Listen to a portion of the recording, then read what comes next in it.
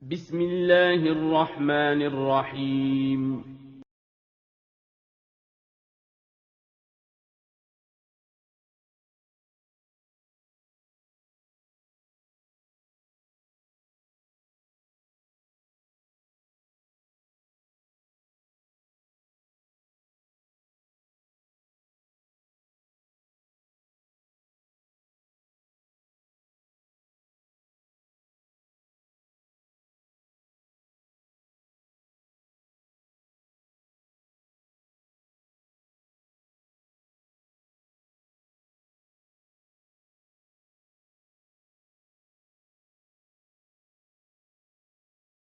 Assalamualaikum warahmatullahi wabarakatuh.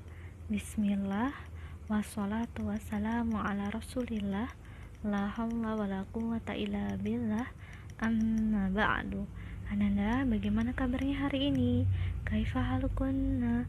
Semoga Ananda dalam keadaan yang sehat, dan semoga Allah subhanahu wa ta'ala memberikan Ananda kelancaran dan kemudahan dalam segala aktivitasnya, termasuk dalam belajar.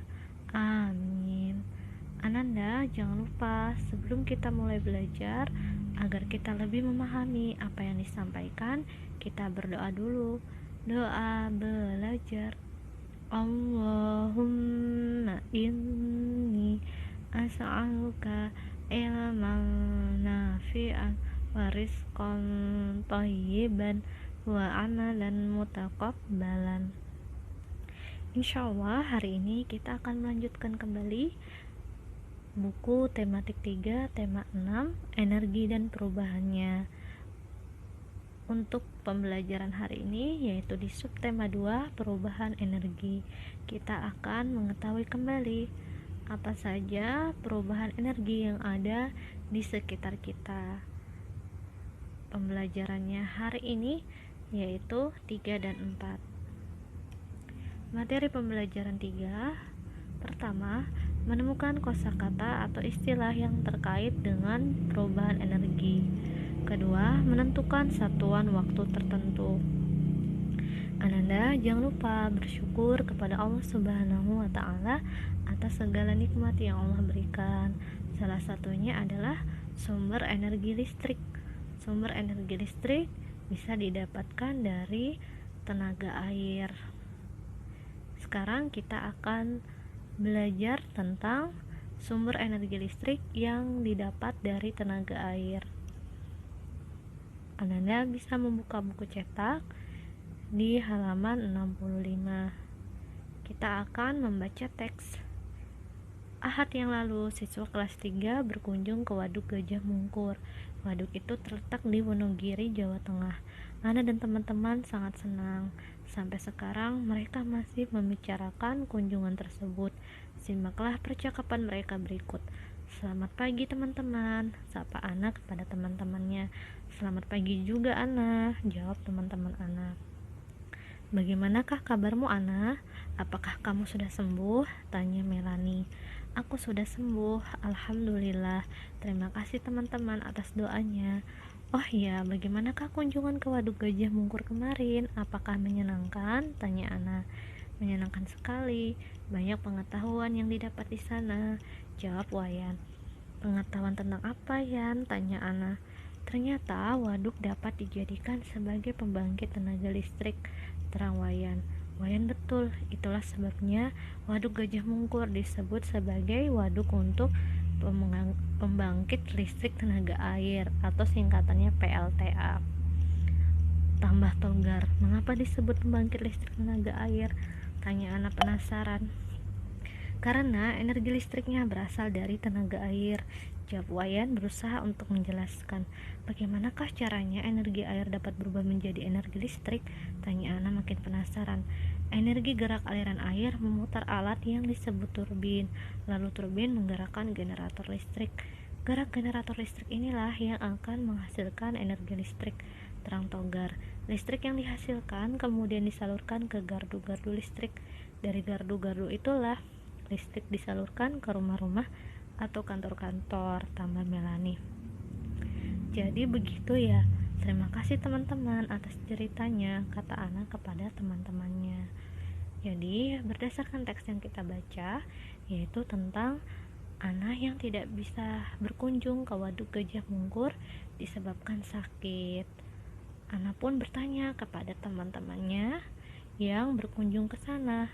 Teman-temannya pun menyampaikan pengetahuan yang didapat, yaitu pertama, waduk bisa dijadikan pembangkit tenaga listrik. Oleh karena itu, salah satu waduk, yaitu Waduk Gajah Mungkur, disebut waduk untuk PLTA atau kepanjangannya pembangkit listrik tenaga air. Kenapa disebut PLTA? Karena energi listriknya berasal dari air. Jadi kenapa disebut pembangkit listrik tenaga air? Karena listriknya didapatkan dari tenaga air. Bagaimana bisa energi air berubah menjadi energi listrik? Karena energi gerak aliran air memutar alat yang disebut turbin, lalu turbin menggerakkan generator listrik. Gerak generator listrik inilah yang akan menghasilkan energi listrik. Nanti setelah itu, listrik yang sudah dihasilkan akan disalurkan ke gardu-gardu listrik. Gardu-gardu listrik akan menyalurkan ke rumah, ke kantor, dan tempat-tempat yang membutuhkan listrik. Selain untuk sumber energi listrik, waduk juga bisa sebagai tempat wisata, tempat irigasi untuk petani, mengairi sawahnya, kemudian untuk nelayan mencari ikan, dan tempat pariwisata. Jika air di waduk surut, apa yang terjadi? Maka sebaliknya, petani tidak bisa mengairi sawah, tidak bisa dijadikan tempat wisata, tidak bisa untuk mencari ikan. Sekarang kita akan latihan soal berdasarkan teks yang kita baca. Pertama, sebutkan 2 hal yang kalian ketahui tentang Waduk Gajah Mungkur. Waduk Gajah Mungkur dimanfaatkan sebagai pembangkit listrik. Tidak hanya untuk pembangkit listrik, Waduk Gajah Mungkur juga bermanfaat untuk keperluan irigasi atau pengairan sawah, perikanan, dan juga sebagai tempat wisata. Yang kedua, ceritakan secara singkat cara menghasilkan energi listrik oleh air dalam waduk. Bagaimana energi listrik didapatkan dari tenaga air atau energi air? Energi gerak aliran air memutar alat yang disebut turbin. Lalu turbin menggerakkan generator listrik. Bergeraknya generator listrik menghasilkan tenaga listrik. Anda masih ingat tidak bagaimana bentuk turbin, bagaimana bentuk generator listrik? Kalau Anda lupa, Anda bisa lihat di buku subtema 1. Sebelumnya kita sudah pelajari. Nanti Anda bisa baca di subtema 1 tentang PLTA. Nomor 3, bagaimanakah listrik dari PLTA dapat sampai ke rumah-rumah penduduk? Bagaimana listrik yang sudah didapatkan dari PLTA sampai ke rumah-rumah? Listrik yang dihasilkan PLTA kemudian disalurkan ke gardu-gardu listrik. Selanjutnya dari gardu-gardu itulah listrik disalurkan ke rumah-rumah atau kantor-kantor. Nomor 4, apakah yang akan terjadi jika air dalam waduk kering? Jika waduk kering, maka PLTA tidak bisa menghasilkan listrik dan sawah-sawah kekurangan air. Nomor 5, sebutkan 3 masalah yang akan terjadi jika tidak ada listrik. Apa yang terjadi jika listrik tidak ada? Maka tidak ada sumber penerangan cahaya seperti lampu. Kita juga tidak dapat menggunakan alat-alat elektronik dan pekerjaan atau aktivitas kita menjadi terganggu. Selanjutnya kita akan latihan satuan waktu. Kita akan belajar latihan waktu berupa jam. Untuk soal yang akan kita pelajari yaitu soal pengurangan. Nomor 1, Ana bangun tidur pada pukul 5. Kemudian ia mandi, berpakaian, dan menyiapkan perlengkapan sekolah. kegiatan itu dilakukan hingga pukul 5.30. Lama kegiatan itu adalah, kita akan melakukan hitungan pengurangan. 5.30 dikurang 5, 00, jawabannya 00.30. Jadi yang angkanya lebih besar ditaruh di atas, kemudian dikurangi dengan angka atau pukul yang kecil untuk dikurangi. Selisihnya adalah, jadi lama waktu yang diperlukan adalah 30 menit. Kemudian soal kedua, ini juga soal pengurangan. Ayah berangkat ke kantor pukul 7.30. Ayah pulang dari kantor dan sampai di rumah pukul 18. Lama ayah bekerja dan waktu yang diperlukan dalam perjalanan adalah 18.00, yang pukulnya lebih besar ditaruh di atas, di bawahnya 07.30. Pengurangan di atas dapat ditulis 17.60. Kenapa jadi 17.60? Karena Anda bisa lihat di soal tadi pukul 18. Karena pengurangan di bawahnya adalah 30 menit, supaya mudah untuk melakukan hitungan pengurangan, maka 1 jamnya diubah menjadi menit. 1 jam sama dengan 60 menit. Ditulis 17.60. Kalau 17.60 ini sama dengan senilai 18.00 ya Ananda, karena 1 jamnya diubah ke menit, 1 jam yaitu 60 menit.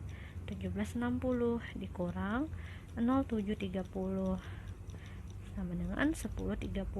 Jadi mudah menghitungnya, 60 dikurang 30. Jadi ayah bekerja dan melakukan perjalanan selama 10 jam 30 menit.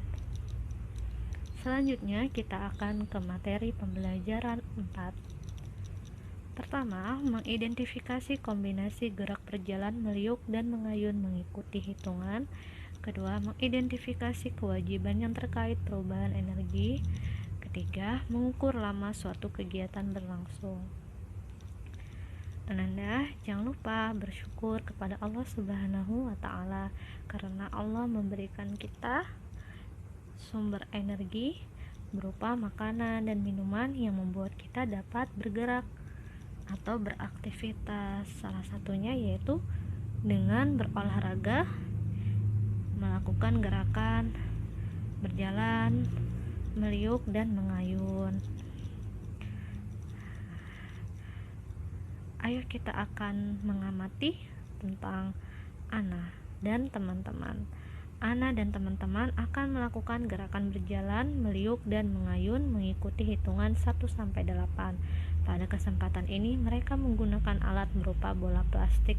Mereka memperhatikan gerakan yang dicontohkan Pak Guru. Ananda masih ingat tidak gerakan ini? Kita sudah belajar tentang gerakan ini. Untuk gerakan ini yang harus kita cermati adalah gerakan ini memerlukan alat berupa bola. Kita bisa mencoba kembali gerakan tersebut. Pertama, lakukan pemanasan terlebih dahulu. Jangan lupa pemanasannya terlebih dahulu. Kedua, sediakan bola plastik. Ketiga, ikutilah gerakan seperti gambar berikut. Jadi, sebelum melakukan gerakan, menyediakan bola plastik. Untuk olahraga, jangan ragu saat melakukan gerakan. Tubuh yang digerakkan secara rutin akan terjaga kesehatannya. Jangan ragu untuk banyak bergerak Ananda, supaya kesehatan kita tetap terjaga. Mengenai pemanasan, sebelumnya kita juga belajar tentang pendinginan. Kalau pemanasan berfungsi untuk apa? Untuk menaikkan suhu tubuh. Jadi sebelum kita olahraga, supaya tidak cedera, kita pemanasan terlebih dahulu. Kemudian setelah olahraga kita melakukan pendinginan. Apa itu pendinginan? Pendinginan untuk menurunkan suhu tubuh. Jadi kalau pemanasan untuk menaikkan suhu tubuh, pendinginan untuk menurunkan suhu tubuh, supaya nanti kalau Ananda selesai olahraga, Ananda tidak kesakitan atau otot-ototnya tidak sakit. Ada orang yang tidak melakukan pendinginan, nanti setelah olahraga badannya baru terasa sakit. Jadi perlu kita lakukan pendinginan juga untuk tubuh.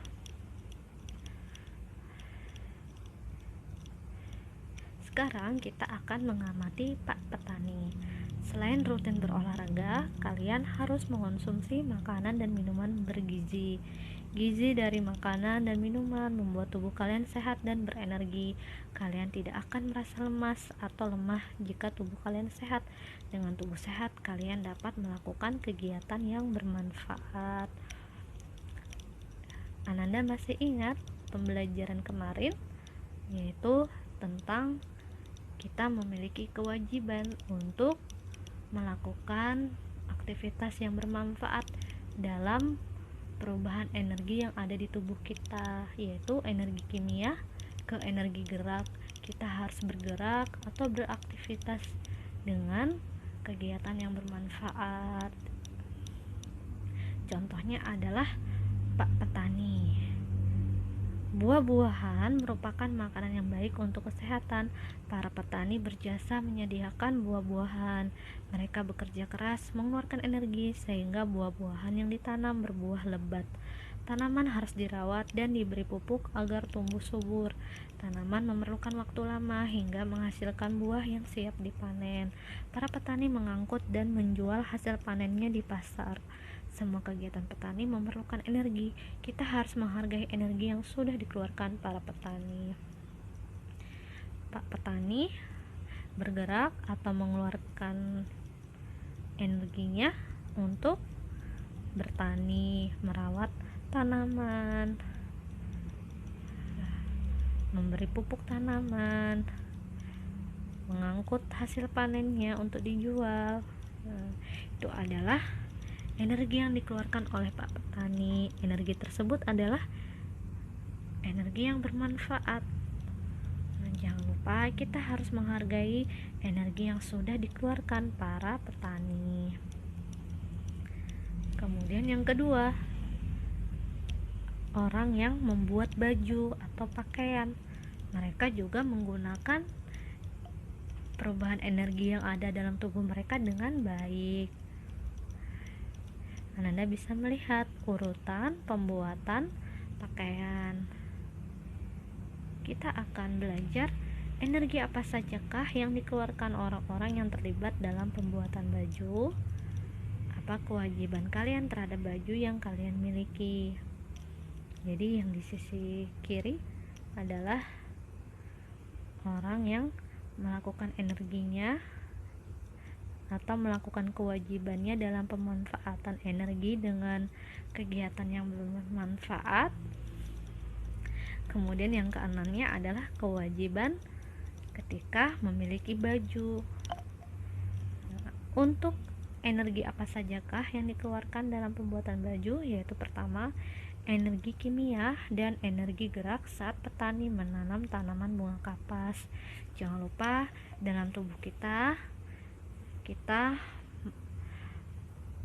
ada perubahan energi dalam tubuh kita, yaitu energi kimia berubah menjadi energi gerak. Energi kimia itu yaitu berupa makanan. Jadi makanan yang kita konsumsi itu mengandung kimia, seperti nasi mengandung kimia, dan makanan-makanan yang kita konsumsi lainnya itu mengandung kimia. Jadi kita tulis energi kimia dan energi gerak saat petani menanam tanaman bunga kapas. Jadi untuk membuat pakaian memerlukan tanaman bunga kapas. Tanaman bunga kapas tentu memerlukan bantuan para petani, seperti yang tadi kita baca sebelumnya, yaitu Pak Petani yang menyediakan buah-buahan untuk kita. Pak Petani juga berusaha menyediakan tanaman yang lain seperti tanaman bunga kapas. Kemudian energi kimia dan energi gerak saat memintal benang. Jadi saat memintal benang juga menggunakan energi kimia dan energi gerak. Kemudian yang ketiga, energi kimia dan energi gerak saat menenun kain. Jadi penenunnya lagi menenun kain. itu juga menggunakan energi kimia dan energi gerak. Selanjutnya kita lihat kain yang sudah jadi dibuat polanya. Pembuatan pola juga menggunakan energi kimia dan energi gerak. Selanjutnya bajunya yang sudah dipola dijahit. Menjahit baju terdapat energi kimia, gerak, dan energi listrik pada saat menjahit baju. Energi listriknya dari mana? Yaitu karena alat jahitnya memerlukan energi listrik untuk digunakan. Ada juga yang tidak menggunakan listrik ya, dia kakinya yang menggerakkan mesin jahit. Kalau itu tidak ada energi listrik. Selanjutnya bajunya sudah jadi. Baju yang sudah jadi, apa kewajiban kita terhadap baju tersebut? Yaitu kita menjaga pakaian agar awet, menggunakan pakaian dengan baik, menyimpannya dengan baik, menggunakan sesuai keperluan, mencuci pakaian jika kotor. Anda masih ingat semester 1 kita belajar tentang kewajiban dan hak pada pakaian. Nanti anak-anak bisa baca kembali juga di sana. Sekarang kita akan berlatih satuan waktu, yaitu satuan waktu berupa jam untuk soal penjumlahan. Sebelumnya tadi kita belajar soal pengurangannya. Sekarang kita akan belajar soal penjumlahannya. Ibu Rasti pergi ke toko untuk membeli bahan baju. Dia berangkat dari rumah pukul 7.30 setelah 45 menit. Ibu Rasti selesai belanja, dia segera pulang. Pukul berapakah Ibu Rasti pulang dari pasar? Gambarkan dengan jarum jam. Untuk jawabannya, Ibu Rasti berangkat pukul 7.30.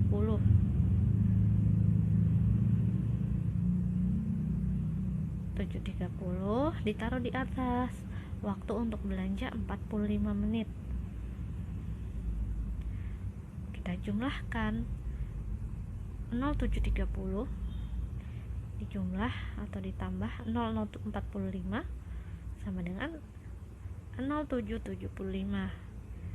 Jangan lupa 1 jam yaitu 60 menit. Jadi tidak ada ya Ananda jam itu 07.75. Kita harus ubah supaya maksimal 60 menit. 07.75 pukul 7 lebih 75 menit. Ananda bisa lihat ada tanda panah di angka 75. Angka 75 akan kita ubah menjadi 60 menit karena 1 jamnya 60 menit. Pukul 7 ditambah 60 menit ditambah 15 menit. Ini sudah dipisah 60 menitnya. Pukul 07.00 ditambah 1 jam 15 menit. 60 menitnya diubah ke jam. Lalu sama dengan pukul 8 ditambah 15 menit. 1 jam tadi digabung dengan 07.00 karena sama-sama satuan jam. Jadi Ibu Rasti pulang dari pasar pukul 8:15. Sudah terpisah, satunya jam, satunya menit.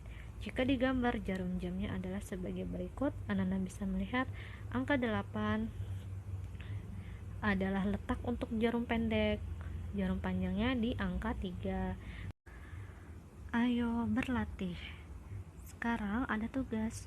Tugasnya menjawab 5 soal yang ada di halaman 76 sampai 77. Untuk soalnya nomor 1 sampai 5 yaitu soal penjumlahan atau pengurangan kecuali nomor 2. Kalau nomor 2 adalah soal pembagian. Ustazah ulangi, nomor 2 adalah soal pembagian. Kalau yang lainnya penjumlahan atau pengurangan. Untuk tugas hari ini dikerjakan dengan caranya juga. Jadi nanti Ananda tuliskan cara Ananda mendapatkan jawaban tersebut.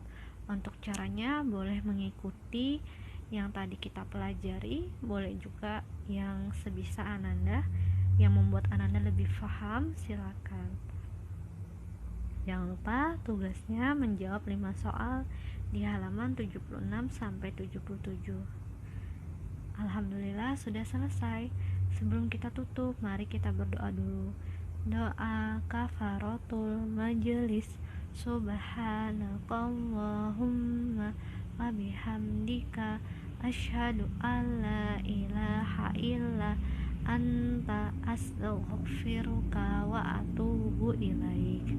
Demikian, assalamualaikum warahmatullahi wabarakatuh.